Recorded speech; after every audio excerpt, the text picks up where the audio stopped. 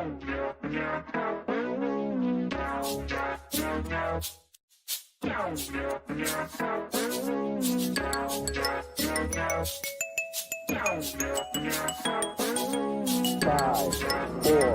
three, two, one, zero. All engine running. Liftoff. We have a liftoff. Ladies and gentlemen, thank you once again for tuning in to Live with Andy. I am your googly-eyed host, Andy Dybala. Now you're asking, like, why were you a couple minutes late, Andy? It's because I was eating a vaccinated hamburger. My hamburger was vaccinated with a mRNA jab twice over. And this is one of the side effects when you eat a piece of vaccinated beef. You know, you get these big old googly eyes, and people ask me, you know, they're like, Andy, why do you do this research? You know, you don't got that big of a following. I don't think you're making that big of a difference. And it's for reasons like this, ladies and gentlemen. It's because I am affected just like all of you. And just to warn you players out there like Robert Malone, like Michael Callahan, Sina Bavari, Anthony Fauci, the Soros gang, just letting you know, I got my eyes on you. You can run, but you can't hide. Sorry for my little dumb joke there. Oh, that's the wrong button. There's a wah wah wah button. I can't find it. My dad sent me these eyeballs, so I couldn't help myself. I had to make a little joke with the eyeballs. I don't know why. There was like my Easter present, so I decided to do a little joke of keeping your eyes on the prize, ladies and gentlemen. And all you deep staters, all you deep state scientists out there that wreaked havoc on the world. You're not going to get away with it. You're not going to get away with it. And that's going to be a subject of our show this afternoon. I'm going to be digging into this gentleman named Michael Callahan. But first, I did mention the beef. Michael Callahan. Robert Malone. He's even jumping on the Neighborhood News Studio, the Live with Andy, the George Webb bandwagon against Michael Callahan, blaming all the ventilator deaths on him. So that's another. I did a deep dive last week where he went to Wuhan as a lone scientist, you know, integrating in the Chinese hospitals and doing famotidine tests on all the Chinese patients that came down with SARS coronavirus, and he was all there under the nose of the Chinese government. And he sent those samples back to Robert Malone and Domain. And now that Robert Malone's going against him, we're gonna dig a little bit more into the gentleman and some of his work with DARPA and some of his work with the Massachusetts General Hospital. But first, I did mention the beef. We've got the beef. So Arby's has the beef. And I was wondering, actually, I have this video on YouTube for the past like 4 or 5 months about Merck and Sequivity and the mRNA our cattle, you know, our food supply.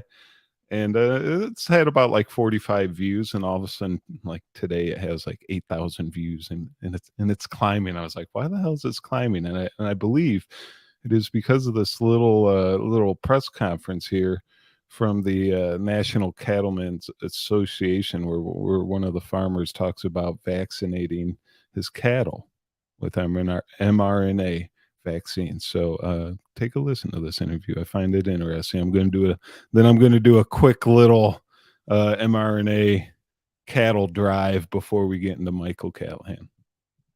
Mr. Chairman, Shannon Cooper tonight representing the Missouri Cattlemen's Association. I'll try and speed this up. I am not a doctor. I have flunked out, been kicked out, or dropped out of every major institution of higher education in the state of Missouri. This is probably one of the most poorly drafted pieces of legislation I've seen this session. Any entity that produces, that's my members, that sells, that's my members, or distributes a product in this state, that's my members. with the capacity to infect an individual with a disease or expose an individual to a genetically modified material. This past week, when most of you were on spring break in Florida enjoying the sun, I sold a load of cattle.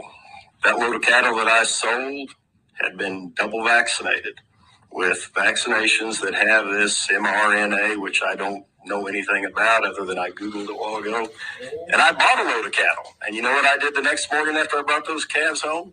I vaccinated every one of those against bovine respiratory disease. Now that's something that that interested me a while back, because this is like before the SARS virus broke out in China. There was the SARS virus relating to pigs and swine. And actually, George Webb, I think, wrote an article, a book called like SADS to SARS. So, and if you guys don't know, one of the reasons we don't like to use antibiotics in our meat anymore is because it created what they call superbugs. So, sorry if I can get this article here. Antibiotics in your food. What's causing the rise in antibiotic resistant bacteria in our food supply, and why you should buy antibiotic free food. So I bought the mRNA vaccinated beef today, and you saw my googly eyes. So back when they were using antibiotics in our beef, it was creating these super bugs that never really existed before, that were super resistant to antibiotics, and that became a big problem for the human population. And we're starting to see this might be a problem for the mRNA vaccine when it comes to our cattle as well. And there's a couple different companies that actually participate in vaccinating our cattle, and one of them's Merck. And I made a little video. I'm not going to play the whole thing, but I'll play the beginning real quick. This is the one that it's like all of a sudden has 8.4K views right now, and it had 45 views yesterday. So I figured I'll play a little bit of it for you guys, detailing how Merck was mRNAing our cattle supply with Moderna before the pandemic broke out in 2019. And they were also doing it to pigs and fish as well. So here we go.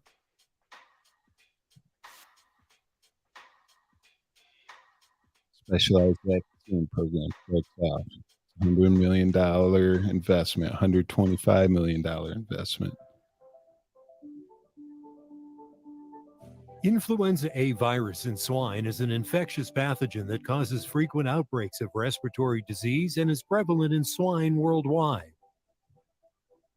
Influenza transmission occurs through nose-to-nose contact and the air. The subsequent pneumonia results in reduction of growth rate and feed efficiency, and an increase in secondary infections and medication costs, which all have a negative financial impact on the pork industry.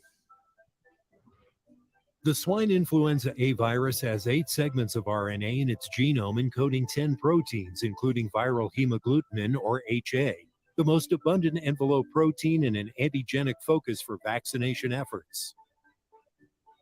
The use of traditional influenza vaccines helps to prevent disease spread. However, influenza viruses are constantly evolving through mutations and reassortments, causing large strain diversity among swine herds and ultimately poor vaccine control through lack of cross-protection among strains.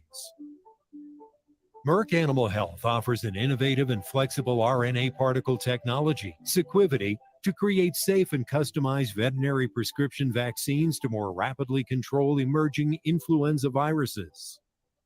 Sequivity utilizes an alpha virus-based vaccine platform technology, inserting genes encoding proteins such as hemagglutinin, HA, into the platform to create a vaccine specific to that influenza strain.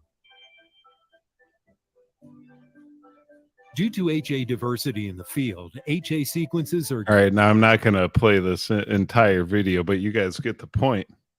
They're vaccinating our beef. This was going back to 2019. There's a little video but after this section, and where like one of the I think he's like one of the CEOs or something is breaking down the technology at a conference as well. And all this started receiving funding in 2017. Now Merck and Moderna were not the only ones that were partnering in this.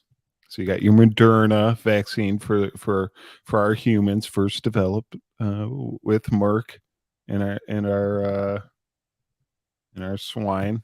Now we have Bayer. They shows Bayer shows commitment to animal health with BioNTech R&D alliance. So you got your BioNTech Pfizer vaccine as well that started with the animal population before it came over to humans. So ever since German health giant Bayer anointed its new CEO Werner Baumann, I'll say it correctly, I guess, close to correctly. Questions have been swirling about whether the company would continue its commitment to animal health, but judging from a deal the company struck on May 10th, Baumann and his management team still have high hopes for Bayer's future in animal health. Bayer entered a development agreement with BioNTech AG, a German company that has a technology platform for making vaccines and therapeutics based on messenger RNA or mRNA. BioNTech's focus until now has mostly been on developing personalized immunotherapies for cancer and other diseases in people. The Bayer partnership is centered on translating the technology to the development of vaccines for farm and companion animals, according to a press release announcing the deal. And if you guys remember the videos coming out of China, I'm not gonna play them because they're very gruesome. Like right before the pandemic broke out, they're showing like bulldozers pushing pigs into like giant pits, and they're tossing like thermite on them and setting them on fire, and they're all squealing and stuff. And there's like a couple different videos of it. It's actually very, very sad to see pigs getting like set on fire and burn alive, if in fact those were real. There's a lot of deep state misinformation on the internet, so you never know nowadays. But like if we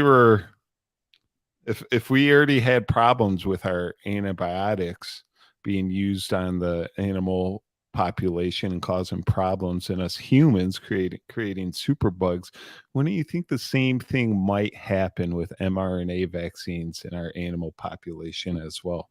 We're going to be seeing these things hitting the market soon. You heard that video I played with the guy like, yeah, I had my cattle, I twice vaccinated them, then I bought a whole new herd of them and I vaccinated them as well. And someone's pointing out the ear tags. I'm not sure if those show their vaccination schedule or not, but you guys are I hope you guys are picking up what I'm putting down here with the vaccination of our animal population. I think this actually goes more into the like pushing towards this like lab made beef. I think that's what like all of this is like ultimately leading to, because they know we're like us conspiracy theorists, right-wing conspiracy theorists are if you go woke, you go broke. And if you put mRNA vaccines in our food, most of us probably aren't going to buy it. And if the only option on the shelf for meat is your Bill Gates Beyond Meat, your lab grown meat, I think this is just more like a big old scare tactic, maybe also to get us towards that lab grown meat. And maybe one of the side effects was fortunately a pandemic. So I am going to get into Michael Callahan here in a moment, but let me say hello to the chat. We got Black Rabbit. I don't think I've ever seen Black Rabbit in the chat before. So welcome, Black Rabbit. They all say follow the White Rabbit, right? That's isn't that like a QAnon thing? Follow the White Rabbit. Jesus Christ. Ashley Babbitt. Dag Nabbit. The dang rabbit. So Black Rabbit, welcome to the show. As you can tell, I do a lot of rambling, and sometimes you just gotta bear with me and have some fun. We got Taz, the eyes have it. I don't know if Taz like the eyes or not, but but the eyes have it. Thank you for tuning in once again, Taz. We got Salsa Norma. Good evening, Salsa Norma. Greetings, Freedom 123. Linda Hall, with your beautiful cat. Hopefully, you're not vaccinating your cat with them. That's probably like the next step. Your veterinarians are going to be like, "Hey, have you heard of this new mRNA vaccine for your little puppy there?" It's going to happen sooner or later. Don't say you didn't hear first on Live with Andy Dybala. Brenda M. Hey, Brenda M. How you doing? Let me check my my Rumble peeps real quick. Ooh, let me refresh that. Got 30 watching in Rumble right now. Nana Susie, Bayer Monsanto, Harris Vaccines, Eli Lilly 2, Avian Flu 2. Nana Susie knows what's up. Yeah, Bayer and there's the Bayer Monsanto merger. So they're gonna own a lot of the crops as well.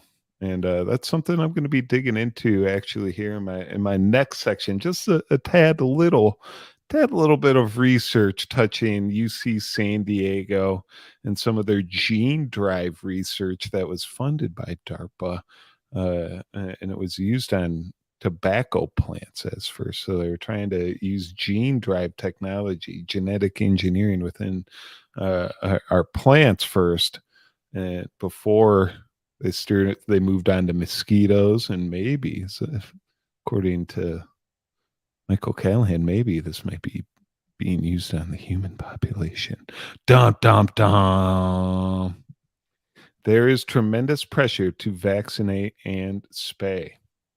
That's something I have not done to my pet. I actually, I guess, odd off-topic story. When I first got my beloved little buddy Zeke, I'm sure you guys have seen him on the show before. When I got my buddy Zeke, I bought him from a little puppy breeder, I guess, on a farm in North Carolina, and she like had her little license where she was allowed to give the animals like vaccines and stuff. And I got my dog at like 3 months or something, and she said he was already like fully vaccinated and everything, but I didn't know anything at the time.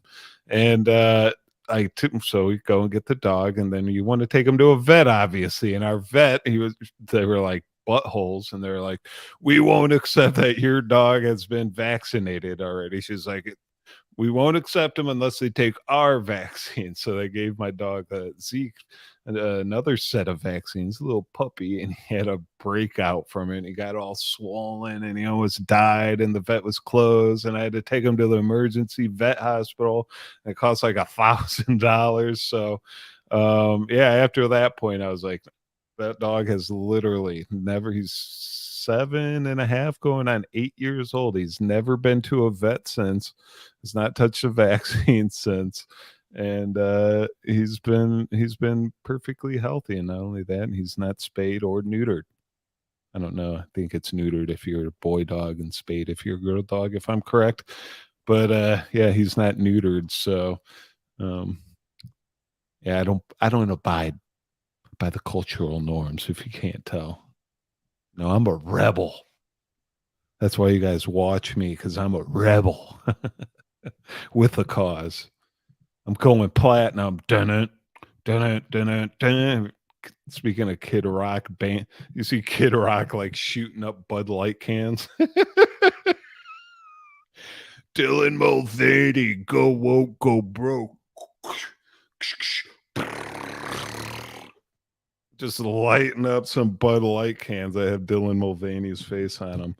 Now, if I was Dylan, I'd consider that a threat. I'm suing.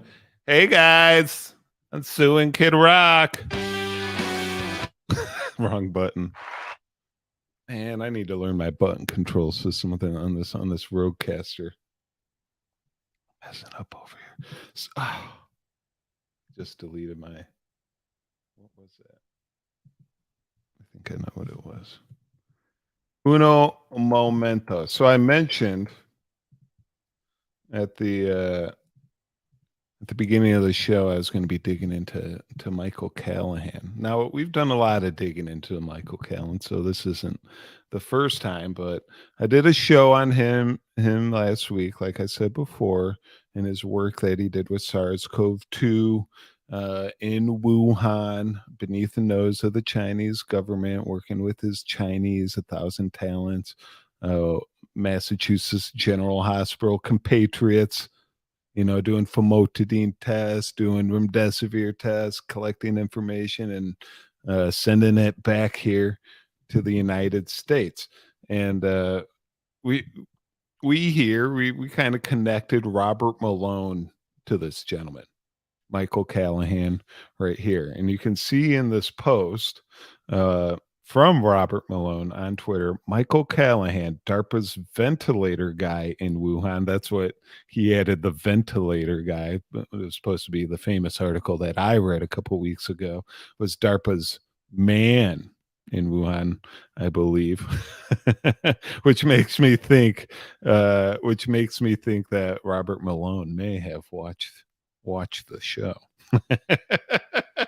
Because I definitely made some connections to him. But Robert Malone says DARPA's ventilator guy in Wuhan, Michael Callahan, the Department of Defense's virus intelligence expert in Wuhan, was key to the initial panic and ventilator guidance that killed thousands of COVID patients in spring 2020. And Robert Malone actually kind of blames Michael Callahan for his splitting off from the deep state and being a whistleblower and joining the right-wing anti-vaxxer movement. And this gentleman is the catalyst to that breakup, because in previous articles that Robert Malone wrote about Michael Callahan, he kind of stated that they were on the same team, and they were, in quotes, they've saved the world before on some teams when it came to Ebola and Zika. So now that they're splitting up, because we got on their case, we picked up the like some bloodhounds. So like some blood pathogen hounds, we picked up the scent. We picked up the CIA deep state scent. And so this is why Robert Malone is kind of pushing this breakup with Michael Callahan, because he knows if he's connected to this guy, then he's connected to the whole shebang. And if he's out there right now, if Malone's saying that Callahan's responsible for the ventilator deaths, then I think, in my non-expert opinion, that would mean he's responsible or involved in the remdesivir deaths. He's involved in the famotidine deaths, the hydroxychloroquine deaths, the chloroquine tests, the Celebrex deaths, the Regeneron deaths, all of the previous FDA approved therapeutics that were tested in China, the United States, all around the world. That Michael Callahan would be responsible for all of them. And Malone, he might be right, because we connect Malone to Michael Callahan through this. There's some other avenues, but specifically through this domain program where they were doing some virus sequencing, trying to find the cures through these FDA approved therapeutics. And Malone was actually in charge at DARPA of this accelerated pharmaceuticals program. And that's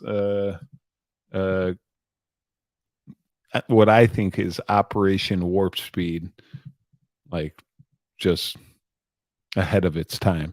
But before I do, I just want to read again a quick profile of Michael Callahan, just to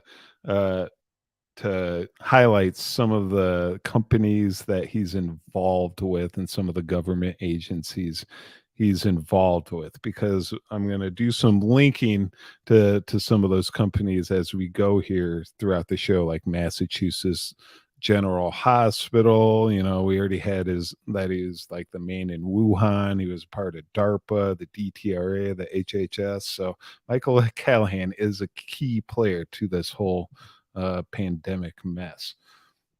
So I'd actually, if you're out there, Michael Callahan, come on the show, proclaim your innocence. Tell us about your relationship with Mr. Malone, if we are on track or off track. But Malone calls this gentleman a liar, and he separated himself from him. He's tried to put a lot of distance between him and Dr. Michael Callahan. So here we go. Dr. Michael Callahan is an attending physician at Massachusetts General Hospital, an internal medicine and infectious disease, and director for translation at the Vaccine and Immunotherapy Center. During 2020-2021, he was special COVID advisor to the Assistant Secretary of Public Health Preparedness of the Department of Health and Human Services. So he's the ASPR of the HHS.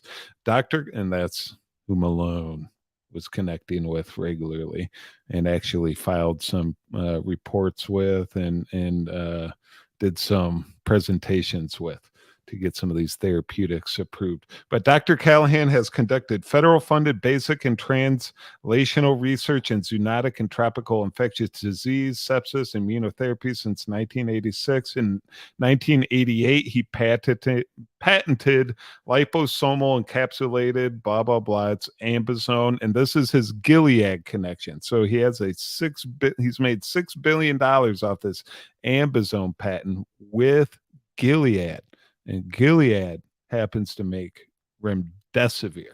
So he already has a connection with remdesivir and Gilead just right here in his little bio. And there's a Massachusetts General Hospital connection as well, which has a sister hospital in China, who he was collaborating with at the onset of the pandemic.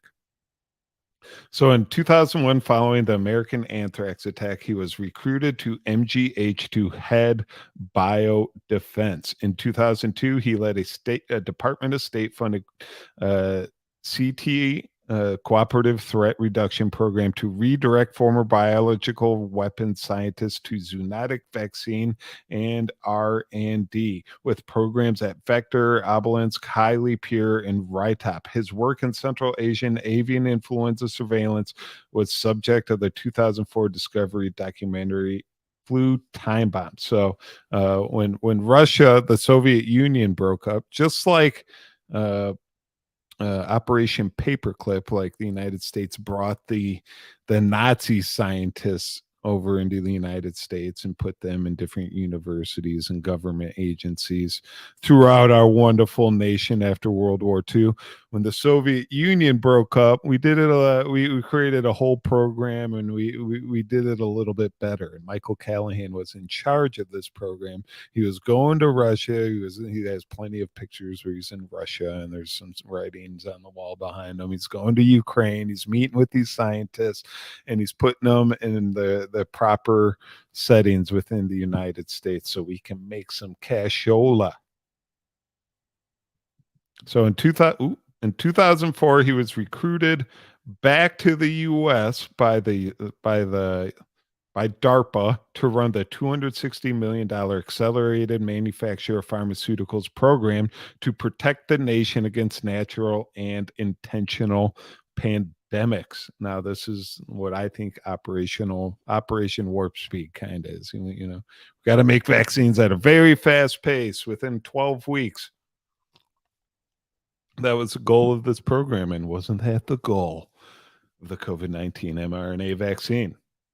While at DARPA, he initiated 8 programs, investing over $600 million, developing FIH therapeutics, launching 11 companies from TRL1, 3 of which have exceeded $1 billion in revenues within 8 years.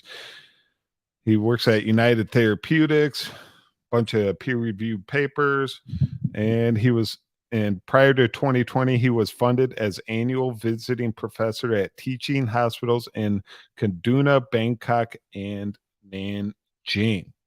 So there's his little China connection as well. And you're like, God, that's a lot, Andy. That's a lot. And before he actually started the Accelerated Pharmaceuticals program at DARPA, this is what his initial work involved in. Sorry, that did not make sense. I was trying to pull up an article and talk at the same time, and it did not work out correctly. I sounded like Joe Biden at the podium, stumbling and mumbling my way through the next presidency. He said he was going to run again on today's show, ladies and gentlemen, and I am looking forward to that.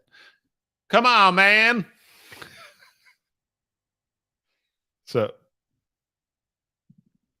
So here we got Kilp. This is a article in Wired magazine. Actually, Wired magazine does a lot of these scientific articles, just breaking down a lot of this shit beforehand. And this is like where you can get a lot of your research. A lot of your research can be like a starting off point with Wired magazine, if you ask me. Kill-proof animal as soldiers is the DARPA goal. DARPA, the Pentagon's way out science arm, wants to make soldiers stronger, faster, generally kill proof. The key, the agency believes, getting humans to act more like animals. For years, DARPA has been pushing to boost soldier performance. Today, at the opening of DARPA Tech, the agency's biannual conference, program manager Michael Callahan just announced a new effort to take that research even further. He calls it inner armor. The project has two main thrusts. The first is to enable soldiers to work better in extremes, high altitudes, brutal heat, and undersea deaths. In each of these conditions, Callahan notes, there are animals that handle these environments well. The bar-headed goose, for instance, can fly for days at Himalayan heights without taking a break. Certain microorganisms thrive in steam vents despite the Venusian conditions. Then there's a sea lion. I think that's Venusian. Then there's a sea lion, which redirects blood flow and slows its heart rate to stay underwater for hours. Callahan wants soldiers to pull off some same tricks. He'd like to increase oxygen flow to Navy divers by 30 to 40%. But instead of just giving them more O2, Callahan would like to do what a sea lion does, redirect oxygen demand. Similarly, sea lions have a particularly strong dive reflex, an ability to slow their heart rate and steer blood flow towards their cores. Callahan would like to see a push-button dive reflex so military divers can do the same automatically. And, this is all messing with your inner biome. Your cells, man. I think he needs mRNA to maybe pull some of these things off in the future. Callahan's second make thrust is to make soldiers, in his words, kill proof. Now, this is where we get into some of the SARS and some of the vaccines.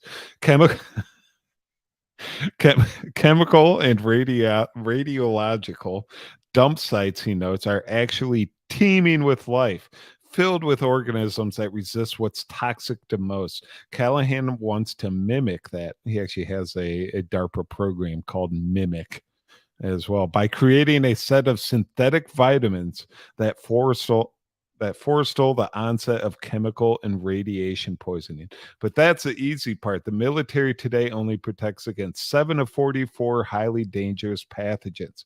Callahan wants to be better that ratio through pre-positioned universal immune cells that protects against all kinds of diseases, not just one. So this is where you get into your programmed mRNA vaccines. If you can just get them in your body, they got some type of and then they're just floating around there, and maybe you could send something else in. Maybe there's an outside signal that you could initiate the process with, but maybe that's what gets the vaccines going.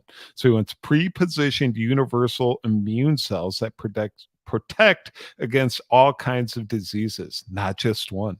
He also wants his researchers to predict pathogen evolution, to preempt pathogens emergence with preventative vaccine. So I know you guys have heard those words many times if you're George Webb followers, if you're Housatonic Live followers.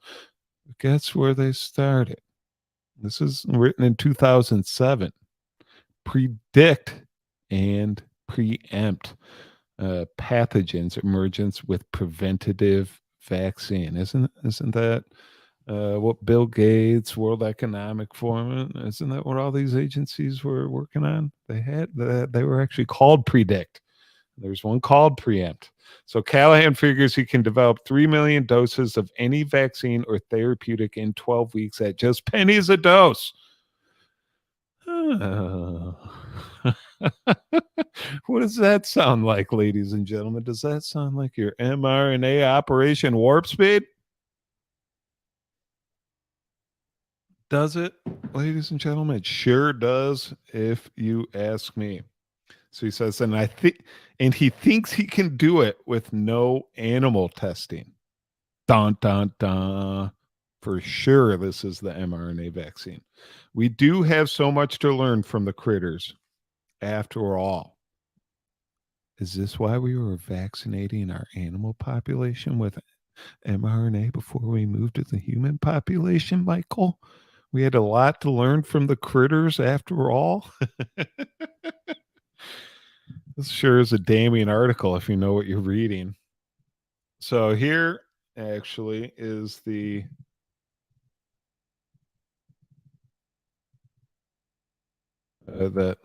federal grant, accelerated manufacturing of pharmaceuticals. The summary for the accelerated manufacturing of pharmaceuticals grant is detailed below. Blah, blah, blah.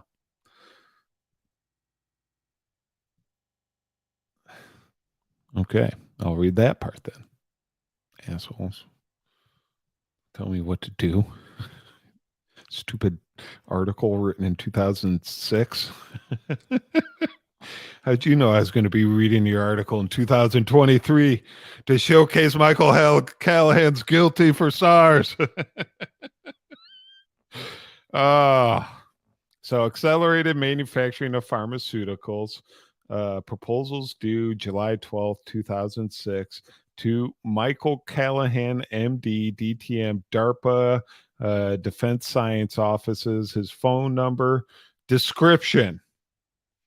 The Defense Science Offices of Defense Advanced Research Projects Agency is seeking proposals for new technologies that radically accelerate the manufacturing of protein vaccines and protein-based therapeutics.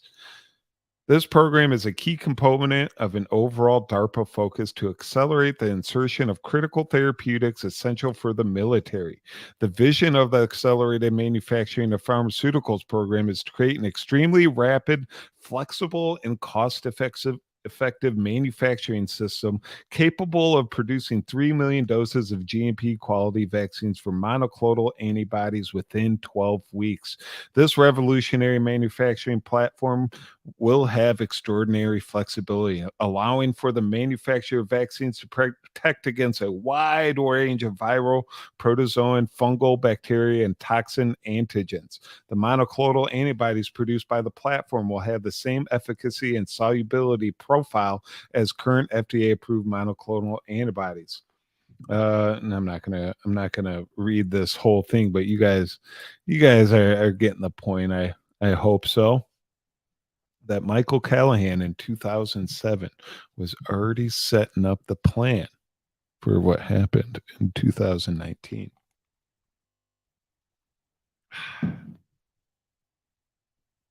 Norman says they decided to test it on human animals instead. That is correct. I pressed the wrong one.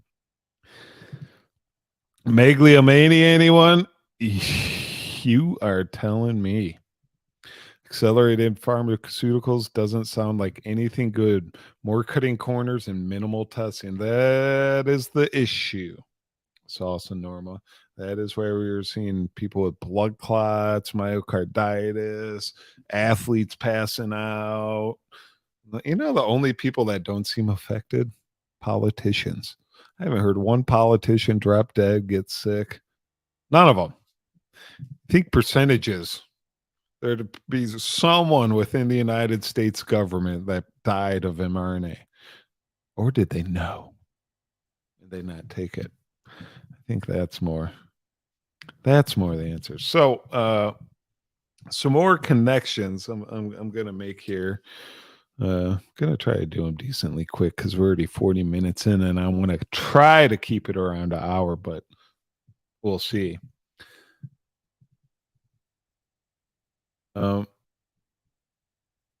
Is this sorry, pressed the wrong one. Where did it go? Where did it go?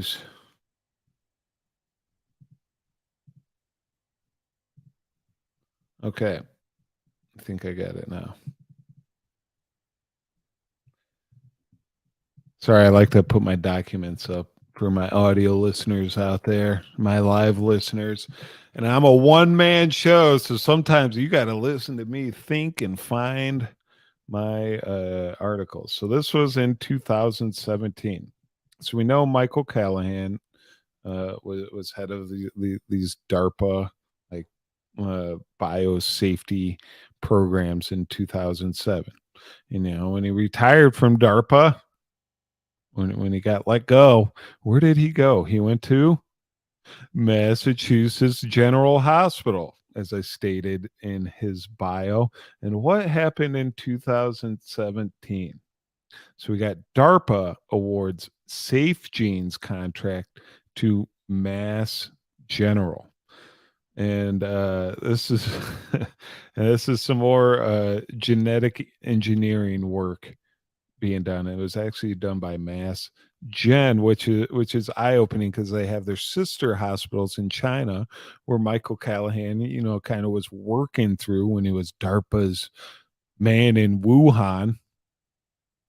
He also has connections to Gilead, remdesivir, and famotidine, and some of these therapeutics that were being tested on China's population. So this is why I start to get the feeling with this gentleman, with this Michael Callahan gentleman, that we use SARS because we know, like if you go to my Twitter profile, I got Ralph Barrick, the man who reverse engineered SARS. I'll just go to my Twitter profile real quick. The man who reverse engineered SARS in a lab. It's kind of hard to talk and pull shit up sometimes.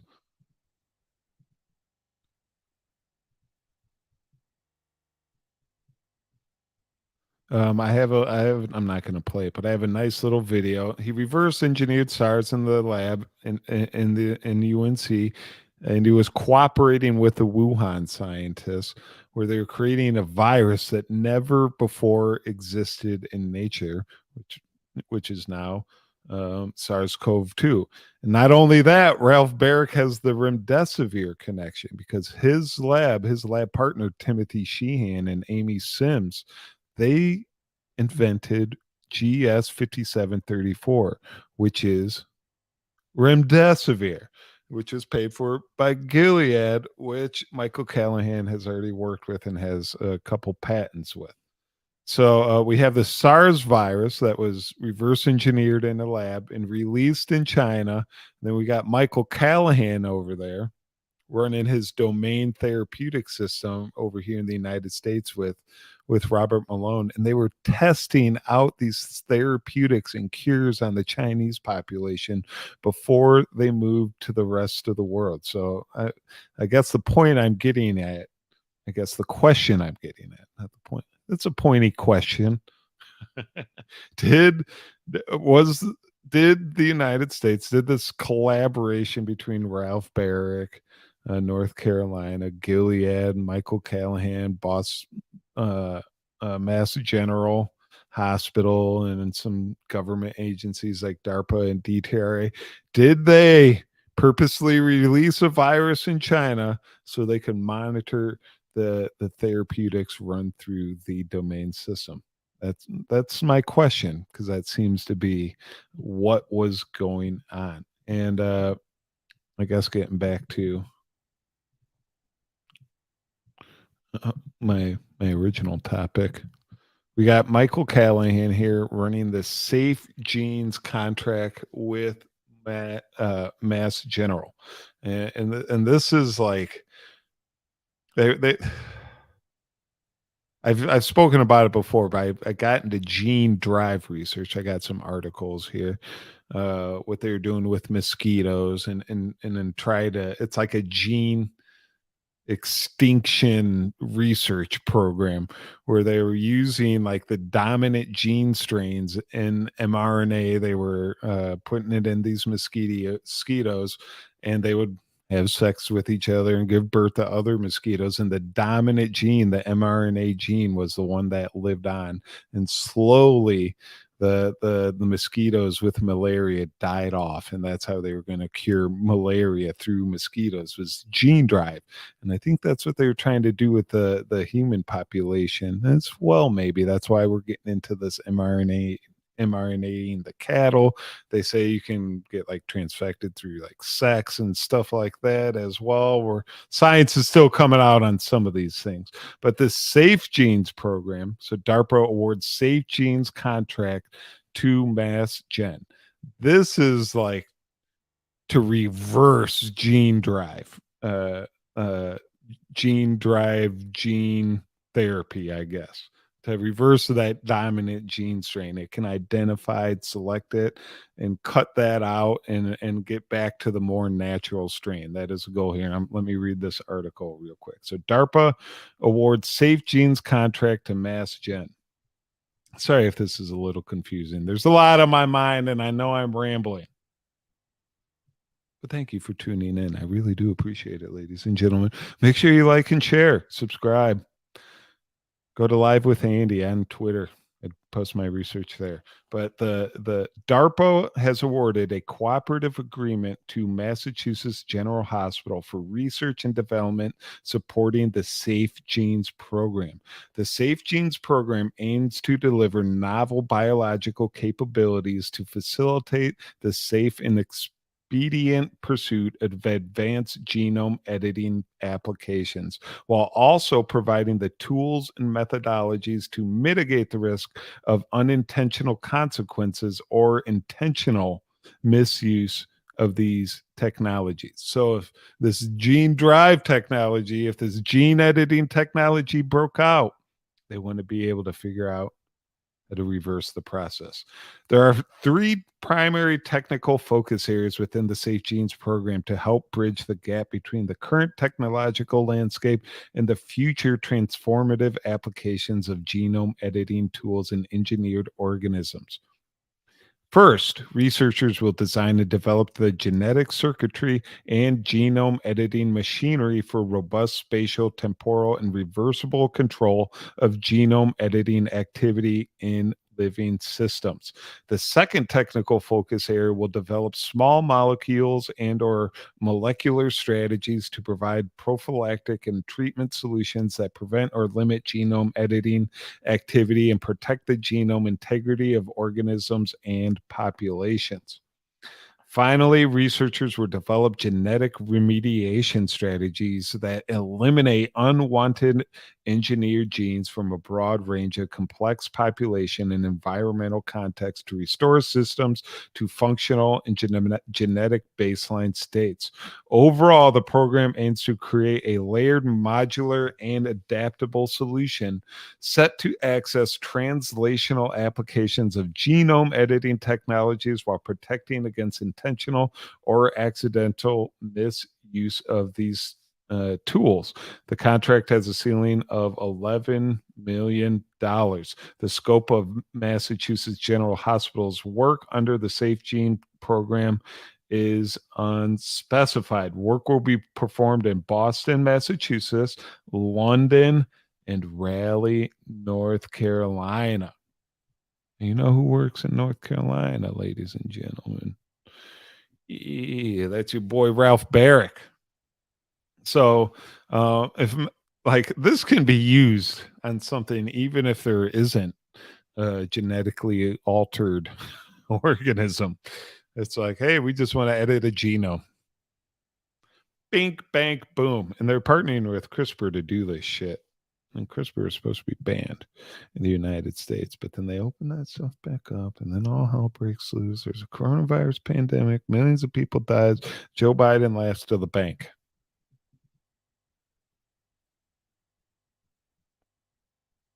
I think I had a video. Where's my video? Dun, dun, dun, dun, dun, dun, dun,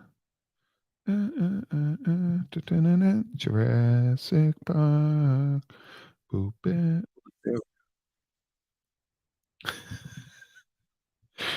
Sorry, I had to entertain you guys while I found my video. Jurassic Park was it. Here we go. Here's your Safe Genes program and what it does. Exactly. Organisms altered by gene editing or traditional selective breeding are typically less able to survive or reproduce, which effectively prevents those alterations from spreading in the wild. Scientists at Harvard's Wyss Institute have shown how the CRISPR-Cas9 gene editing system can be used to build a gene drive capable of spreading particular alterations in the wild.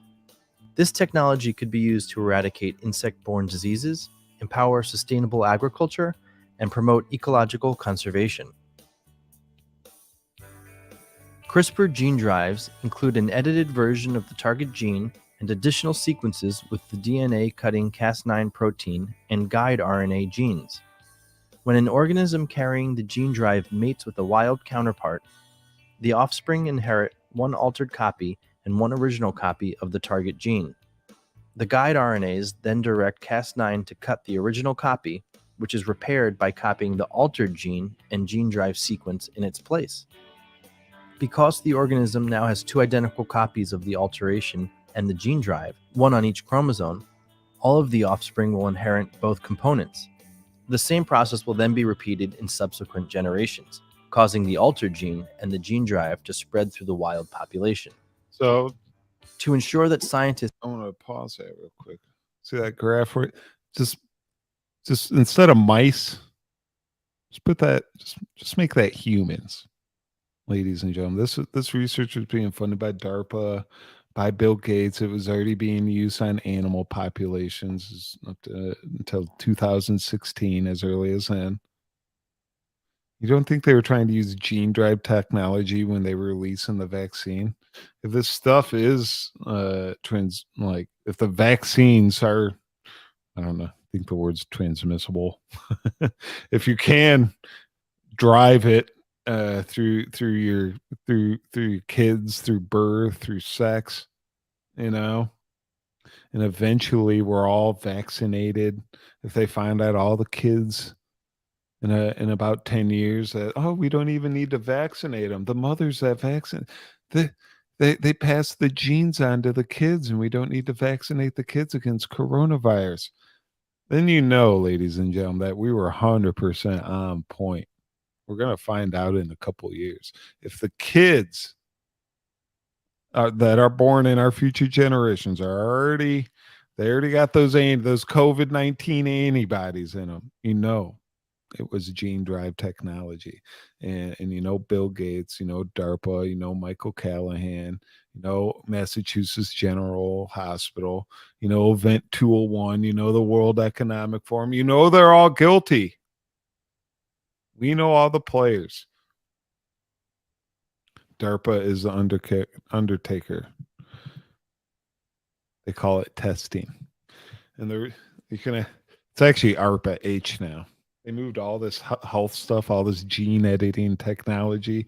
It used to be under the DARPA umbrella, but it became so big, and they wanted to put a lot more money into it, and they couldn't just keep DARPA. They created a whole new ARPA H program, and it has its own set of funding, own set of practices.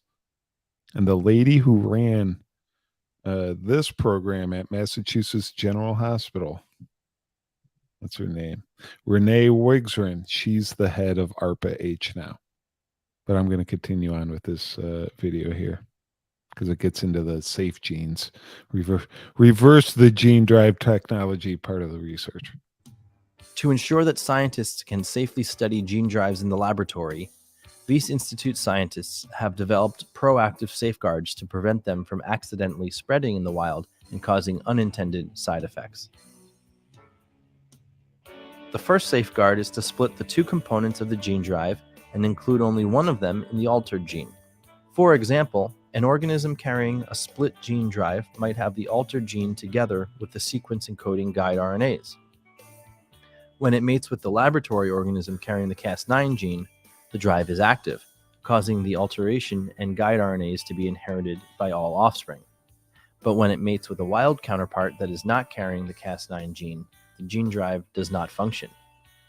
The second safeguard is to insert an artificial sequence in the target gene of the laboratory organism. The gene drive is then constructed using guide RNAs that direct Cas9 to cut only the artificial sequence, so it only works in the engineered laboratory organism, but not the wild population. As an additional safeguard, the team has developed a way to undo an alteration created by an earlier gene drive.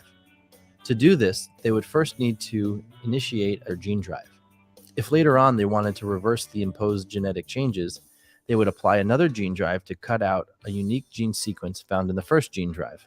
This would then reverse the original genetic alteration using the latter gene. So this, ladies and gentlemen, what I kind of think they're getting into with some of these variants, maybe, it's like, oh, if we're working on gene drive, and then we got to work on we got a gene drive to reverse the gene drive. It's just like a giant goddamn mess they're making. Let's just keep gene driving, ladies, till the end of time, ladies and gentlemen. Then we're all going to be a puddle of soup. We're going to go back in time to our primordial soup days.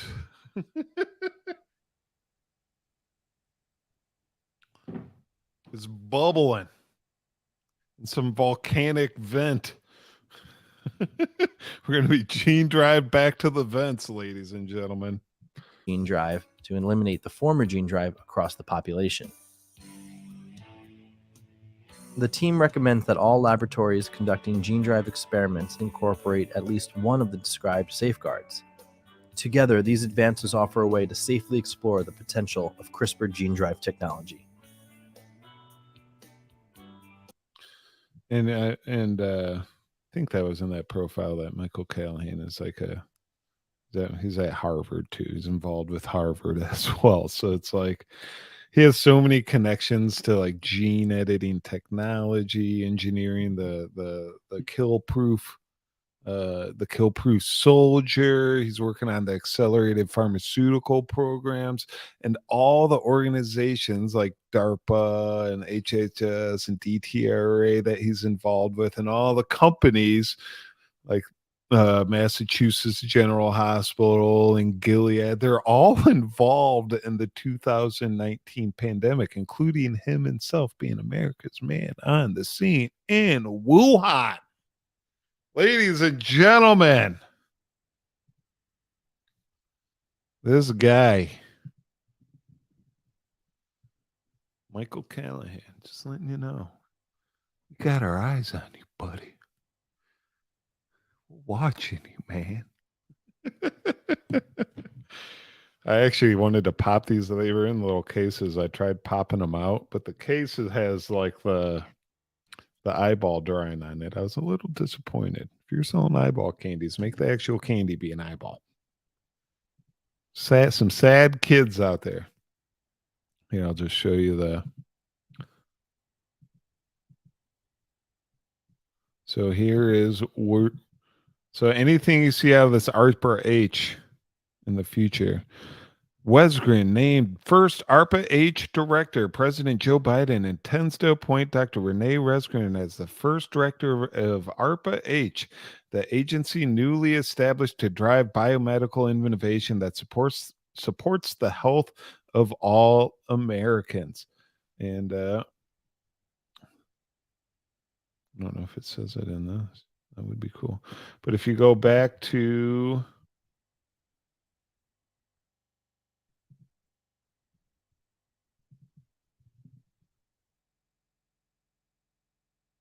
this article here, the Safe Genes article.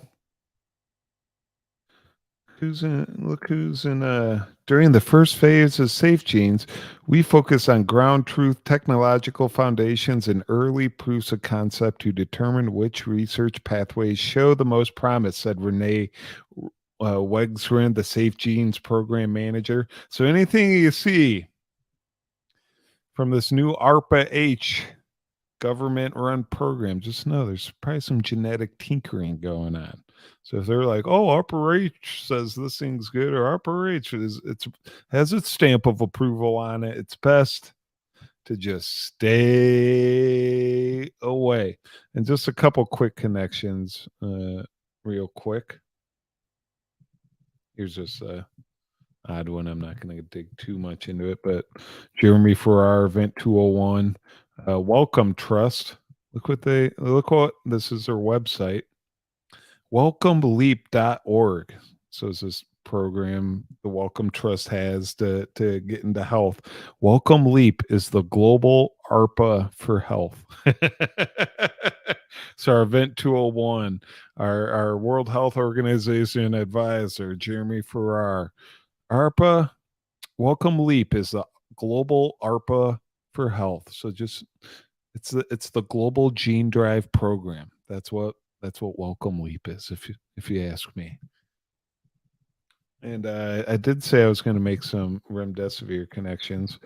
So here we got MGH, your Massachusetts General Hospital, is the first center in New England to test drug for the novel coronavirus. The Infectious Disease Division at MGH is the first center in New England to enroll patients in an international study of the antiviral drug remdesivir, which aims to treat those with novel coronavirus COVID-19. So we got another Massachusetts General Hospital. They got Michael Callahan, his Gilead connection. Is this why they were testing the remdesivir in his hospitals?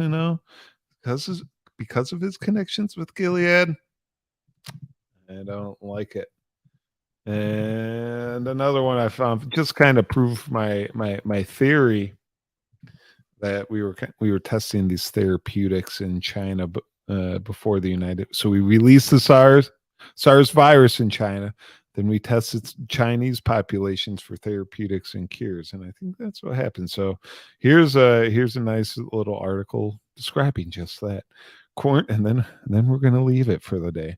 Quarantined at home, U.S. scientist describes his visit to China's hot zone.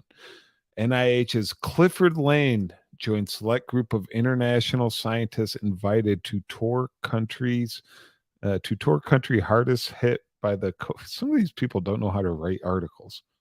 Use proper pronunciation if you're going to be a journalist. Jeez.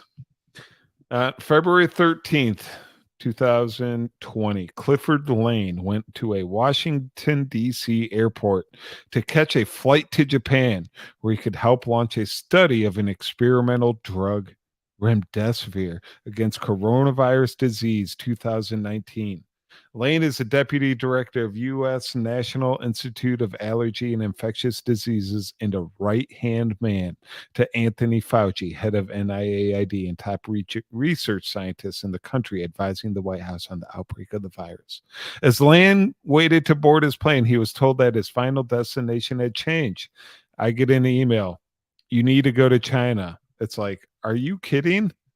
Lane had been selected as one of 2 U.S. scientists to join a World Health Organization team of 13 international researchers who would tour 5 different cities with 12 Chinese colleagues to get a first-hand look at the coronavirus epidemic there. The joint mission, which ran from February 16th, 2023, led to a report that offered more details about the clinical course of COVID-19 and the epidemiology of China than had appeared anywhere before. And the test started for remdesivir. Clinical trials started February 2000 or February 21st. So after this test, I got the remdesivir test actually started in China on February 6th, a couple weeks before. But these guys were just coming to monitor the effects. It seems like he was really in Japan to administer the remdesivir in Japan, and they're like, oh, they did it in China. Go monitor what's going on. What are the effects of it? Michael Callahan's not allowed to be there anymore. Lane is a clinician who has been on Not now. I don't want to support you.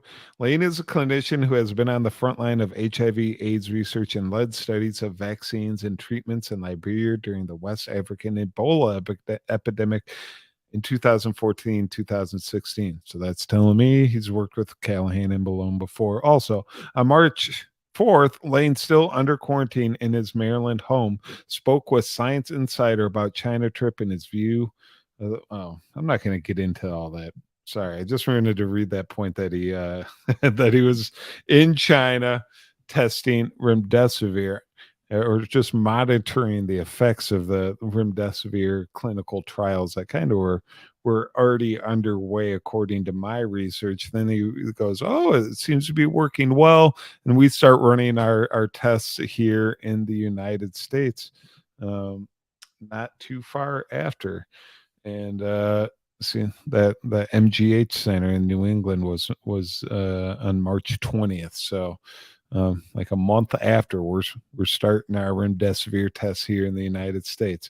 So I'm going to continue doing research on this. I already have some documents stating that they tested celecoxib in China before they did in the United States, Regeneron, hydroxychloroquine, chloroquine itself, and there's some other therapeutics they were testing over there on their population before it moved to the rest of the world. I know that kind of makes sense because you're like, yeah, that's where the outbreak happened. Why wouldn't they be testing it there first? And it's like, exactly.